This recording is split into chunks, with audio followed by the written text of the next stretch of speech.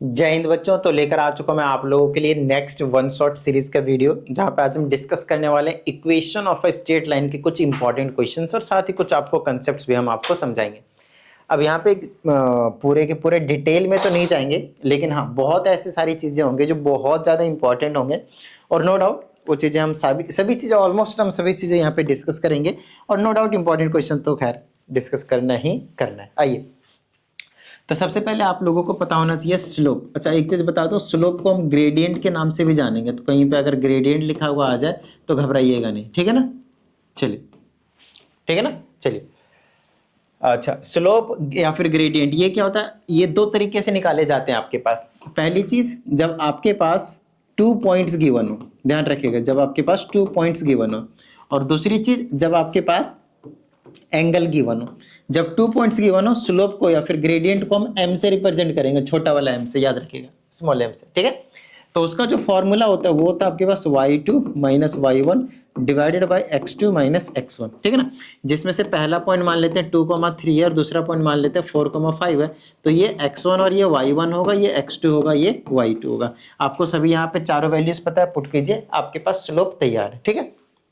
Next, जब angle पता हो, लेट से 30 डिग्री, तो आपको कुछ नहीं करना, स्लोप का फॉर्मूला होता है tan 30 डिग्री। tan थीटा होता है, थीटा की जगह आपके पास 30 डिग्री दे रखा है, तो आप यहाँ पे tan 30 डिग्री पुट करेंगे। और आपको पता है ट्रिग्नोमेट्री की टेबल से वैल्यू से tan 30 डिग्री की वैल्यू थी 1/√3। और यहाँ से आपके पास जो स्लोप है या फिर ग्रेडियंट आप बोल सकते हैं, वो आपके पास निकल कर मिल जाएगा आप लोगों को, ठीक है। अच्छा, स्लोप का कंसेप्ट क्लियर हो गया, ठीक है। अब आपको एक चीज का ध्यान रखना है कि आपको यहाँ पे इक्वेशन बनाने के लिए दिया जाएगा, जैक नो, आपको इक्वेशन बनाने के लिए दिया जाएगा, एक लाइन की ना इक्वेशन बनाने के लिए दिया जाएगा। देखिए, इक्वेशन बनाने के लिए मैं आप लोगों को सिर्फ एक फॉर्मूला बताऊंगा, सिर्फ एक, जिसे हम बोलते हैं 1 पॉइंट स्लो फॉर्म, या फिर सिंपली पॉइंट स्लो फॉर्म बोल देते हैं, 1 लिखने की जरूरत नहीं पड़ती, 1 पॉइंट स्लोप फॉर्म।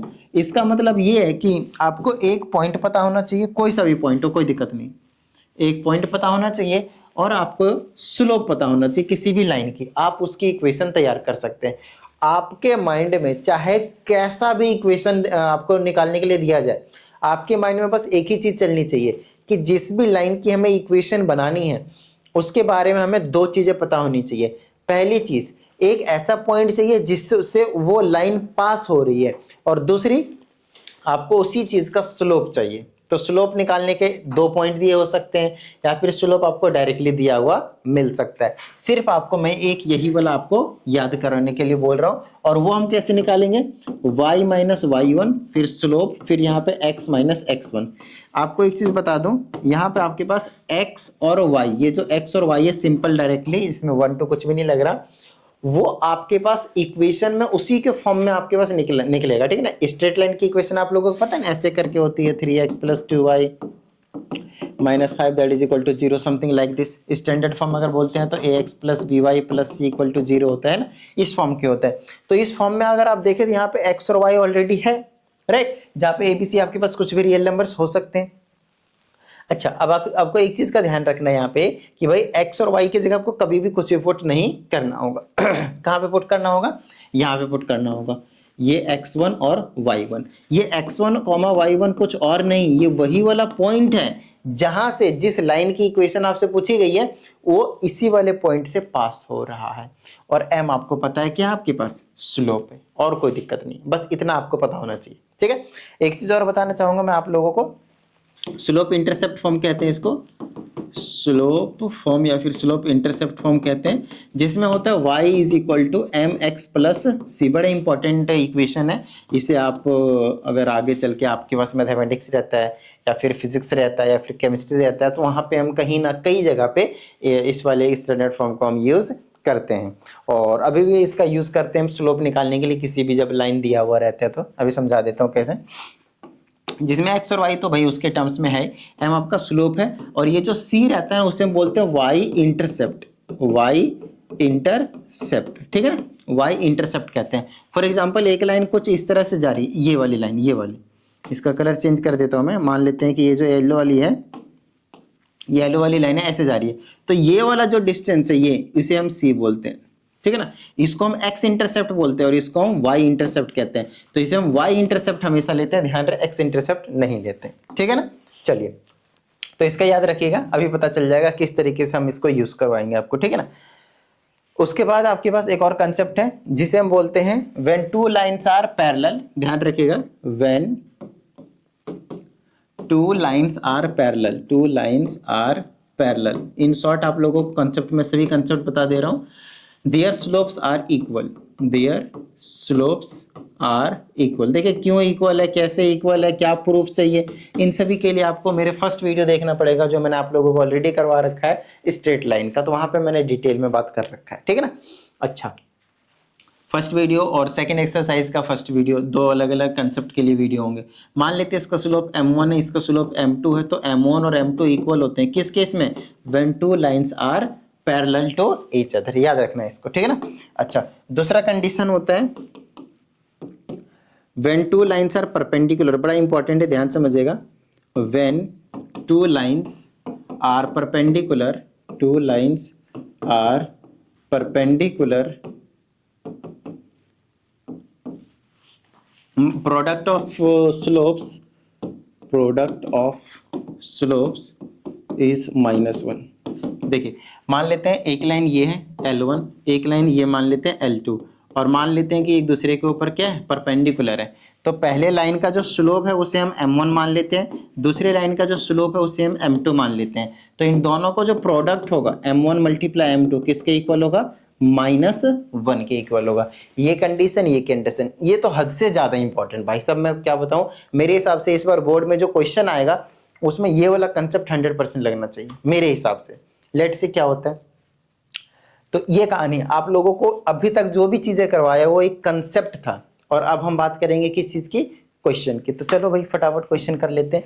इसमें कहा जाता है the equation of a line this find slope. देखिए ये दे रखा है आपके पास ax plus B Y plus C equal to 0 के फॉर्म में लाइन की इक्वेशन है। यहां से आपको स्लोप निकालने के लिए बोला है, तो कैसे निकालेंगे आइए समझाता हूं। 2x minus 2√3y minus √3 equal to 0।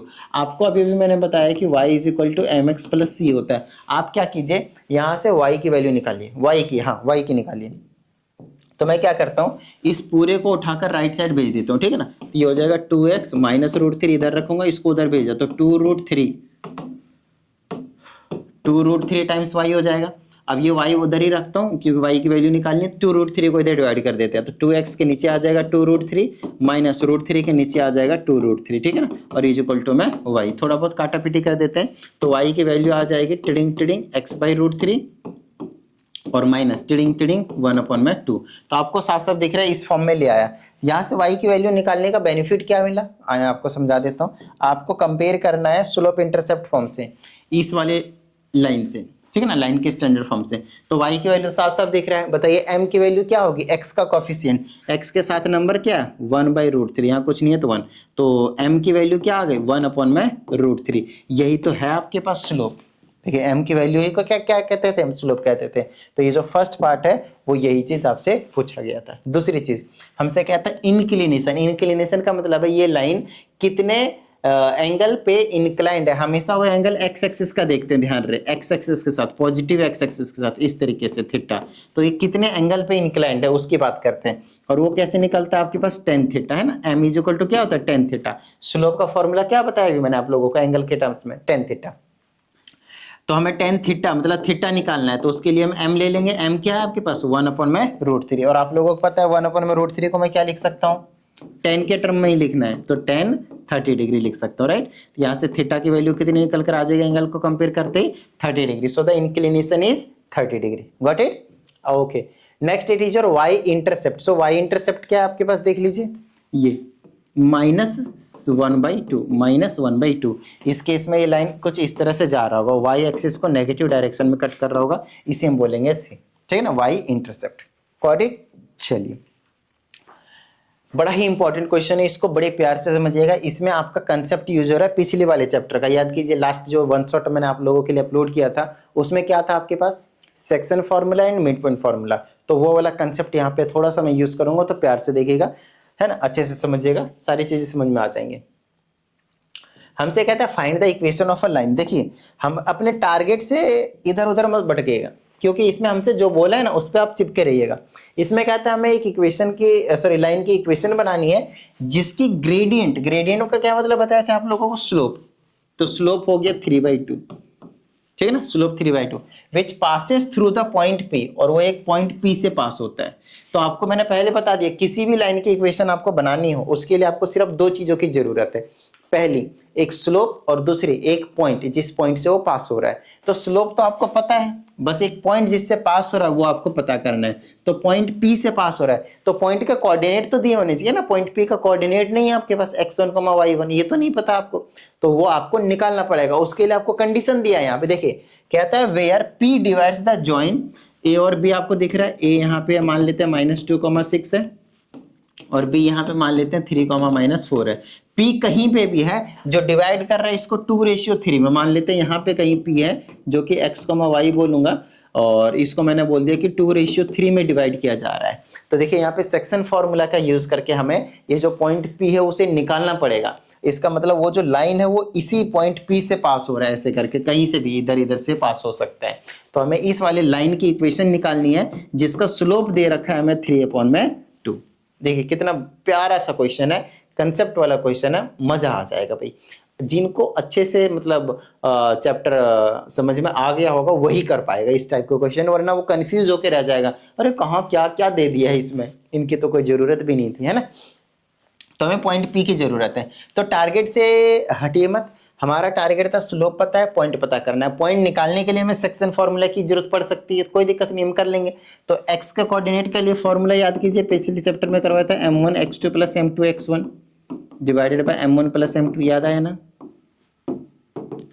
m1 कितना आपके पास 2 है, x2 कितना है 3 है, प्लस m2 कितना है 3 है, x1 कितना है -2 है, m1 + m2 2 + 3।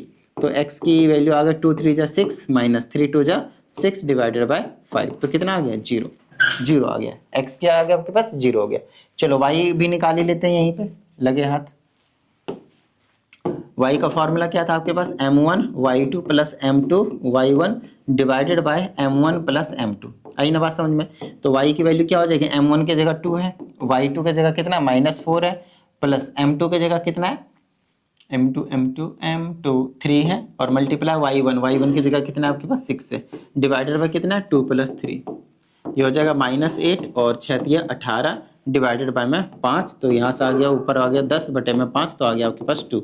ठीक है, तो आपका जो पॉइंट आया, जिस पॉइंट से पॉइंट P पास हो रहा है x, y, x1 y1 आप बोल सकते हैं यहाँ के हिसाब से, तो वो हो जाएगा आपके पास x की वैल्यू 0 निकली है, y की वैल्यू आपके पास 2 निकली है।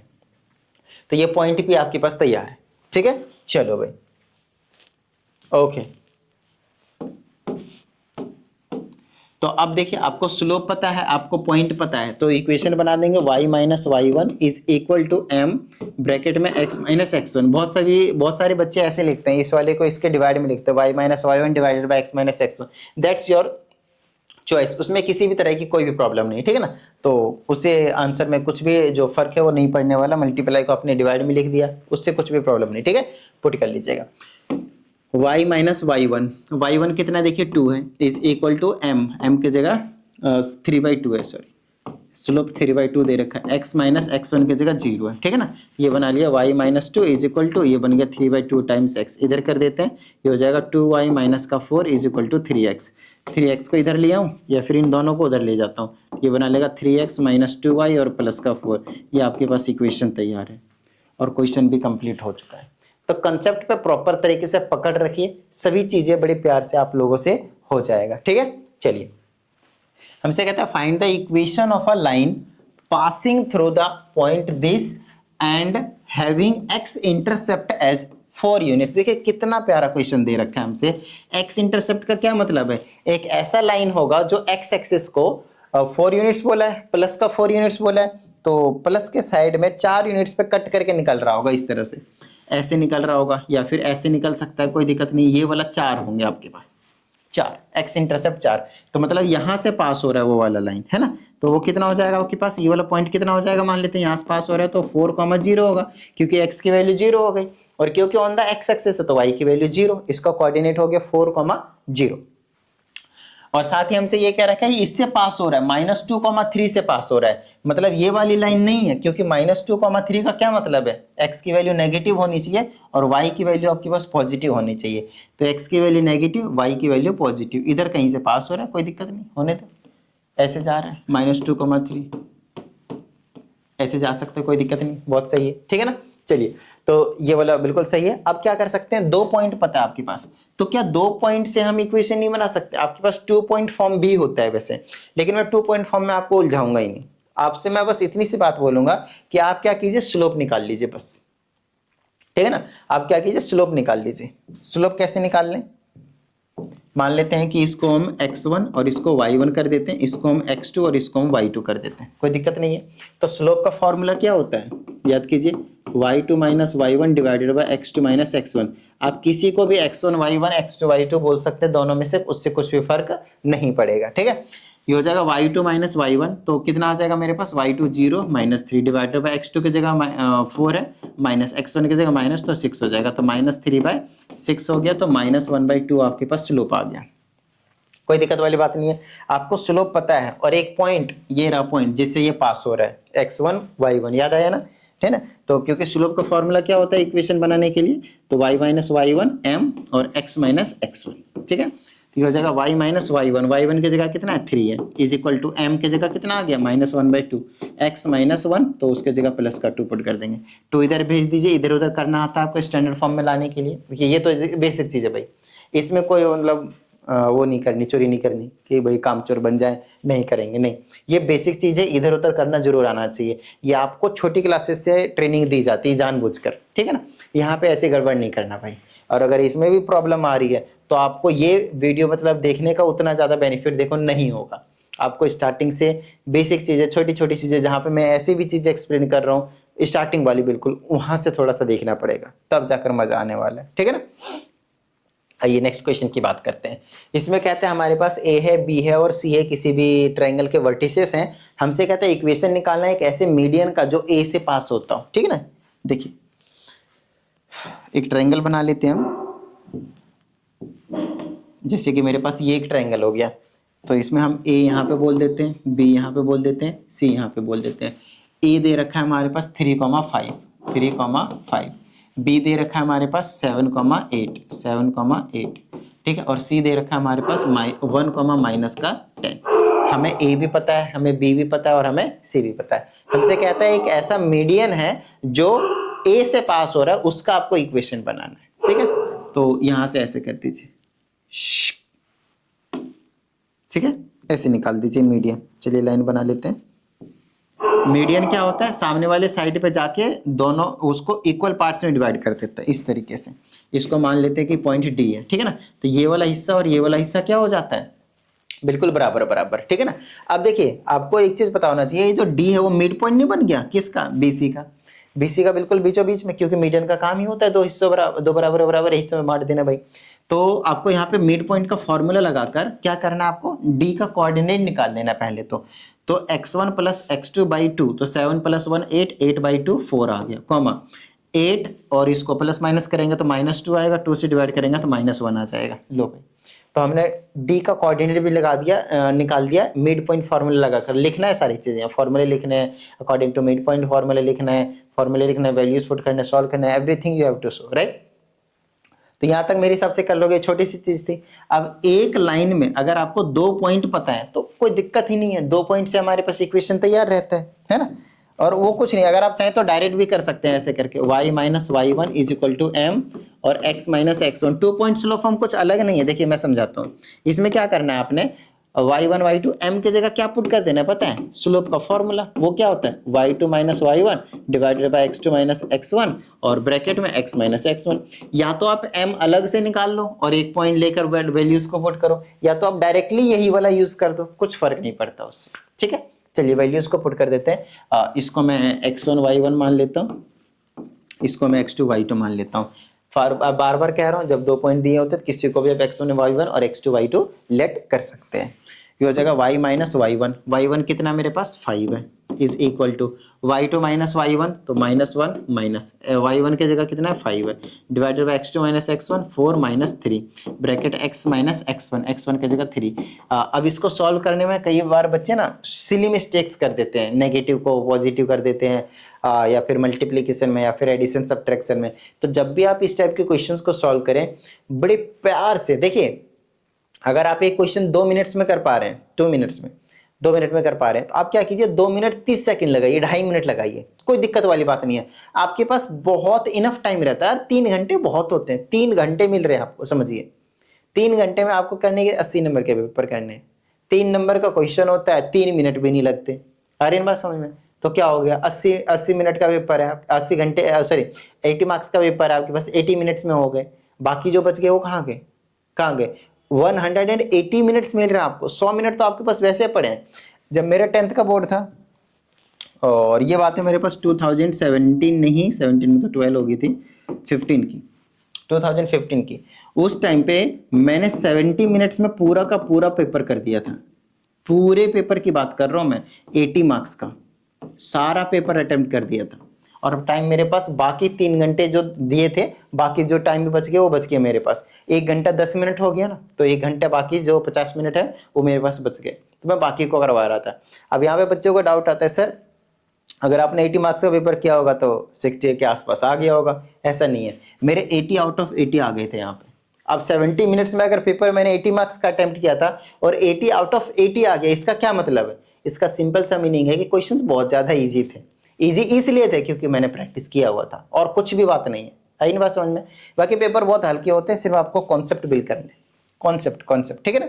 चलिए आओ, तो ये हो जाएगा मेरे पास y माइनस का 5 इज इक्वल टू माइनस का 6 बचा, और नीचे आ गया आपके पास 1, ये आ गया x माइनस। तो देखिए कितना सिंपल हो गया आपके पास, y माइनस का 5 इधर मल्टीप्लाई कर देंगे, माइनस का 6x प्लस का 18 हो जाएगा। अब यहाँ पे बच्चे कई बार प्लस का 18 नहीं करते, माइनस का 18 करते, ये होते सिली मिस्टेक्स। कई बच्चों ने ये चीज किया भी होगा, और वो मैं भी आप पॉइंट आउट कर दिया, अब वो उन्होंने सही किया होगा। चलो आगे की बात करते हैं। अब इधर उधर कर देते हैं, इनको अंदर ले आते हैं, क्या हो जाएगा प्लस का 6x प्लस का y और माइनस का 5, ये माइनस का हो जाएगा माइनस का 23, इधर उधर कर दीजिए बस, और कुछ नहीं, ठीक है ना। छोटी छोटी चीजें आपके पास। आइए नेक्स्ट क्वेश्चन की हम बात करते हैं। इसमें कहा जाता है A and B are 2 points on the x-axis and y-axis respectively and 2, -3 is the midpoint of AB। तो हमें ये चीजें निकालनी है, तो ये हमें ड्रॉ करने की जरूरत पड़ेगी। चलिए कर लेते हैं, कोई दिक्कत वाली बात नहीं है। हम पहले एक्स एक्सिस और वाई एक्सिस ड्रॉ कर लेते हैं पहले, तो इस तरह से। तो एक लाइन है आपके पास, इस तरह से है, या फिर कहाँ है, इस तरह से नहीं होगा। मैं आपको समझाता हूँ क्यों नहीं होगा, क्योंकि जो उस लाइन का जो मिड पॉइंट है वो कौन से क्वाड्रेंट में लाई कर रहा है, 4th क्वाड्रेंट में। तो एक्स एक्सिस और वाई एक्सिस को कुछ इस तरह से कट कर रहा होगा 100%, ठीक है ना। जो पॉइंट ए है वो एक्स एक्सिस पे है ना, तो वो x, 0 होगा, और जो y एक्सिस पे है वो क्या होगा 0, y होगा। ये पॉइंट B हो गया। हमसे कहा है ना यहाँ पे कि A और B क्या है आपके पास, 2 पॉइंट्स हैं जो कहाँ पे हैं, x एक्सिस पे है और y एक्सिस पे रिस्पेक्टिवली बोला है। मतलब A x एक्सिस पे हो गया और B y एक्सिस पे हो गया, रिस्पेक्टिवली का ये मतलब होता है। अब P कहता है एक मिड पॉइंट है 2, -3, यहाँ पे कहीं पे लाई करेगा एग्जैक्ट बीच में 2, -3, ठीक है। चलिए ये पॉइंट P हो गया आपके पास। हमसे कहा जाता है the coordinates of A and B, हमें ए और बी का कोऑर्डिनेट्स निकालना है। बड़ा ही सिंपल है, अगर ये मिड पॉइंट है तो इसे आप क्या मानेंगे x और y, इसे आप x और y ना मानकर a और b मान ले, कुछ ना कुछ वैल्यू होंगे no doubt, a and b मान ले। अब मिड पॉइंट का फॉर्मूला लगा दीजिए, x कोऑर्डिनेट y कोऑर्डिनेट निकालने का फॉर्मूला क्या होता था, x1 + x2/2, y1 + y2/2, खत्म बात। हमें एक्स वाई पता है, कितना कितना है 2, -3। लास्ट जो वीडियो अपलोड किया था मैंने, one shot of section formula and mid point formula, वहां पे इसको मैंने अच्छे से एक्सप्लेन कर लिया, तो कर दिया, तो प्लीज देख लीजिएगा अगर आप लोगों को कोई प्रॉब्लम हो मिड पॉइंट फार्मूला से रिलेटेड। x1 + x2, x वाले टर्म्स को जोड़ेंगे तो a + 0/2, यहाँ पे क्या आ जाएगा आपके पास 0, b/2। यहाँ से हमें a और b की वैल्यू निकाल देंगे तो हमारा a और b का कोऑर्डिनेट्स भी पता चल जाएगा भाई, ठीक है। तो ये हो जाएगा 2, -3, और यहाँ क्या बचा a/2 और यहाँ क्या बचा b/2, ठीक है। चलिए अब जब ये दोनों सेम है तो x वाला x कोऑर्डिनेट के इक्वल होगा, तो a/2 2 के इक्वल हो गया, और यहाँ पे b/2 जो है वो -3 के इक्वल हो गया। यहाँ से a की वैल्यू 2 आ गई और यहाँ से b की वैल्यू -6 आ गया। तो ये कितना हो गया मेरे पास 2, 0, और ये कितना हो गया मेरे पास 0, -6। देखिए साइन के साथ आया है, जो कि रिप्रेजेंट भी कर रहा है कि y एक्सिस के नेगेटिव साइड लाई कर रहा है। तो ये कुछ इंफॉर्मेशंस होते हैं जो देख के टीचर्स को तो तुरंत पता चल जाता है, बट आप अगर ऑब्जर्व करेंगे तो एक क्वेश्चन नहीं, दो क्वेश्चन नहीं, तीसरे क्वेश्चन में 100% आपको पता चलना शुरू हो जाएगा। ठीक है ना, थोड़े बहुत डाउट रहेंगे, वो कोई दिक्कत वाली बात नहीं होती। जब हम पूरे साल तक पढ़ते रहते हैं बार बार चीजें, तो और भी चीजें क्लियर होने शुरू हो जाते हैं। ठीक है, अच्छा अभी इसमें और भी चीजें रह रही थी। इसमें हमने अभी क्या निकाला है, coordinates of A and B निकाल दिया। हमसे कहता है slope of line A B का स्लोप निकालना है। तो अगर आपको 2 पॉइंट पता है तो क्या आप स्लोप नहीं निकाल सकते? बिल्कुल मामूली सी बात है। ठीक है, नेक्स्ट है equation of line. 1 point slope हम लगा दीजिए, कई बार बता रखा हूँ, 2 पॉइंट दिए हैं, आराम से 2 पॉइंट स्लोप हम लगा दीजिए, कोई दिक्कत वाली बात नहीं। 2 पॉइंट फॉर्म है ना, हंसते खेलते अभी यही चीज भी करवाई हुई मैंने आप लोगों को पीछे वाली वीडियो में, राइट। ठीक है, पीछे वाले क्वेश्चन में नेक्स्ट है the line through the points this and this is perpendicular to the line this, find the value of B. देखिए बड़ा प्यारा क्वेश्चन है। हमसे कहा जाता है कि एक लाइन पास हो रहा है इससे और इससे।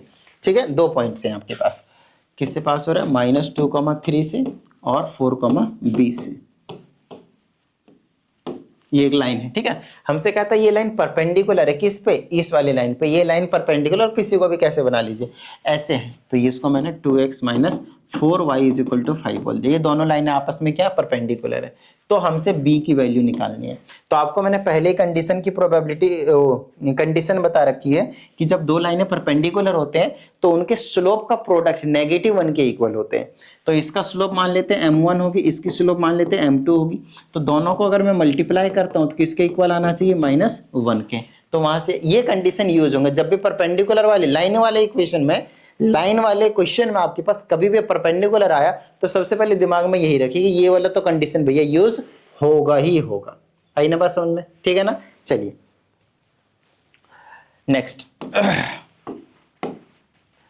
अब यहां पे मैं क्या कर सकता हूं, सबसे पहले दोनों का स्लोप निकालिए। पहले m1 निकाल लीजिए। m1 क्या होगा, 2 पॉइंट है आपके पास, तो y2 - y1 b - 3, x2 - x1 तो प्लस का 2 हो जाएगा, तो कितना हो गया b - 3 डिवाइडेड बाय 6, ये हो गया m1। अब m2 निकाल लीजिए। अब यहां से m2 कैसे निकलेगा, तो यहां से y = mx + c वाला कंसेप्ट लगा दीजिए। ठीक है ना, यहां से पहले y की वैल्यू निकाल लीजिए।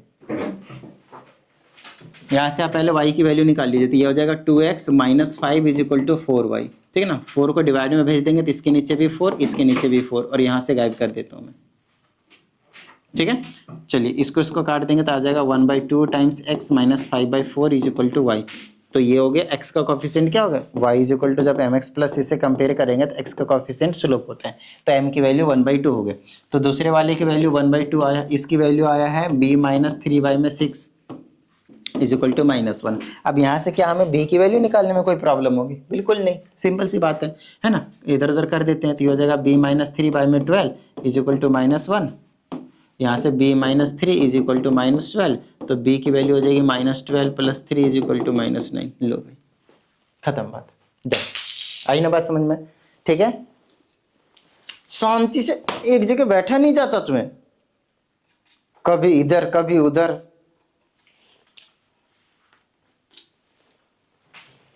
ओके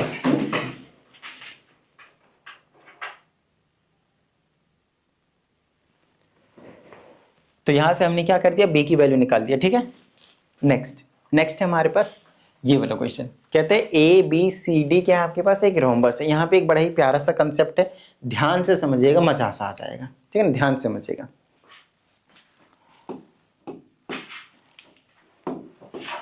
इसमें कहते हैं एबीसीडी एक रोम्बस है, तो फटाफट मैं क्या करता हूँ, पहले तो एक रोम्बस बना देता हूँ। चारों साइड इक्वल होते हैं, और जिसको नहीं पता सबसे पहले मैं उनको यही कंसेप्ट क्लियर करवा देता हूँ कि एक जो रोम्बस होते हैं उसके जो डायगोनल होते हैं, डायगोनल वो आपके पास परपेंडिकुलर बाइसेक्टर होते हैं। ठीक है,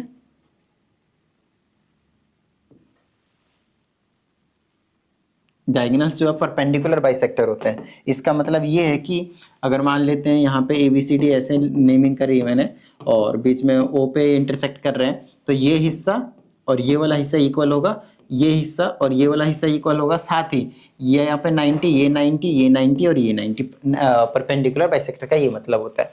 हमसे कहा जाता है अगर A और C ये हैं तो A के जगह पे 3,6 लिख देता हूँ और C की जगह पे मैं यहाँ पे लिख देता हूँ -1,2 -1,2। तो हमसे कहा जाता है कि write down the equation of BD, ये जो BD लाइन है उसकी हमें इक्वेशन निकालनी है।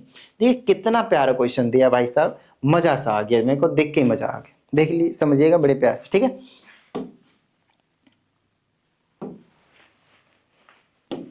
ठीक है, देखिए हमें निकालना इक्वेशन किसकी है, BD की है। और BD से रिलेटेड आपको एक भी चीज नहीं पता, देख लीजिए, ना ही एक पॉइंट पता है ना ही उसका स्लोप पता है, और आपको ये दोनों काम करने हैं, आपको ये दोनों काम करने हैं। एक चीज बता दूं, जो मिड पॉइंट AC का होगा क्या वही मिड पॉइंट BD का नहीं होगा? बिल्कुल सही बात है। तो आप मिड पॉइंट ऑफ AC निकाले पहले, तो वो कैसे निकलेगा भाई, x1 + x2 बाई 2 और y1 + y2 बाई 2, तो ये हो गया 3, एक कम हो जाएगा, 2 में से 1 बचा, 6 2 8 4 बचा, तो 1,4 आ गया, ये वाला बीच वाला पॉइंट 1,4 आ गया। अब ये एक ऐसा पॉइंट है जो कहाँ से पास हो रहा है, उससे ये वाली लाइन पास हो रही है 1,4 से, तो पॉइंट तो आपको पता चल गया भाई, पॉइंट तो आपको पता चल गया 1,4, जहां से ये लाइन BD पास हो रही है। पॉइंट चाहिए था, मिल गया। एक स्लोप चाहिए, अब स्लोप कैसे निकालें, तो आपको एक चीज बता दें, जब दो लाइनें परपेंडिकुलर होते हैं तो इसका स्लोप निकाल लो ना भाई, M2 तो अपने आप निकल जाएगा, क्योंकि दोनों का प्रोडक्ट किसके इक्वल होता है, -1 के। तो मान लेते हैं कि इसका, इस वाले लाइन का जो स्लोप है वो M1 है और इस वाले का स्लोप M2 है, तो आप पहले M1 निकाल लीजिए। तो M1 कैसे निकलेगा, दो पॉइंट तो पता ही है आपको, देख लीजिए, y2 - y1 ऐसे करके, y2 - y1 divided by x2 - x1, y2 की जगह 2 - 6 डिवाइडेड बाय x1 - 3, ये -4 है ना, कितना कट गया, 1 बच गया। अब इसको 1 यहाँ पे पुट कर लीजिए आराम से, M1 की जगह 1 आया और M2 की जगह M2 निकालना है दूसरे का, तो यहाँ से M2 की वैल्यू आ गया आपके पास -1। नेगेटिव रेसिप्रोकल होता है वैसे भी, नेगेटिव रेसिप्रोकल माइनस लगा दीजिए और साथ ही ऊपर नीचे कर दीजिए, उसको बोलते हैं नेगेटिव रेसिप्रोकल। तो M2 की वैल्यू कितनी आ गई आपके पास, M2 की वैल्यू कितनी आ गई आपके पास, -1। तो आपको दो चीज चाहिए था, आपको दोनों चीज मिल गए, एक पॉइंट चाहिए था और एक स्लोप चाहिए था, और वो दोनों चीज आपको पता चल गया। तो अब लगा दीजिए y - y1 = m bracket x - x1। आपको पता है y - y1, y1 की जगह 4 है, स्लोप की जगह आपके पास -1 है, x - x1, x1 की जगह आपके पास कितना है, 1 है। बस इसको सॉल्व करना है, आपको इक्वेशन तो पता है, ये इधर उधर करना है, स्टैंडर्ड फॉर्म में लाना है, राइट। ये कहानी है आपके पास। तो मेन जो प्रॉपर चीजें हैं उस पर ज्यादा आप लोगों को पकड़ बनानी। देखिए मेरे हिसाब से आप लोगों को कोई डाउट नहीं आनी चाहिए, फिर भी अगर आप लोगों को कोई डाउट आता है तो 7428525669 इस व्हाट्सएप नंबर पे आप क्या करें, अपने डाउट को सेंड कर दें, आपको प्रॉपर वीडियो सॉल्यूशन जो है वो मिल जाएगा, या फिर किसी ना किसी तरह से आपको जरूर समझा दिया जाएगा, ठीक है। तो चलिए, उम्मीद करते हैं इस वीडियो में जितनी भी चीजें आप लोगों को समझाई गई हैं सभी चीजें समझ में आ गए होंगे, और अगर ऐसा है तो यार फटाफट वीडियो को लाइक कर दीजिए। साथ ही अगर आप इस चैनल पे एक नए स्टूडेंट है तो चैनल को सब्सक्राइब करके बेल आइकन को जरूर प्रेस कीजिएगा। चलिए मिलते हैं अगली वीडियो, प्रैक्टिस करते रहिएगा। जय हिंद।